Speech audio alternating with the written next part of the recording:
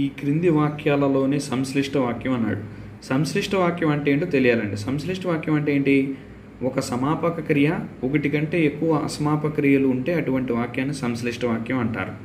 20వ bit. ఇక్కడ రామలక్ష్మణులు అన్నదమ్ములు, దాంట్లో అసలు అసమాపక క్రియలు సమాపక క్రియలు లేవు కాబట్టి ఒకటి ఆప్షన్ కాదు.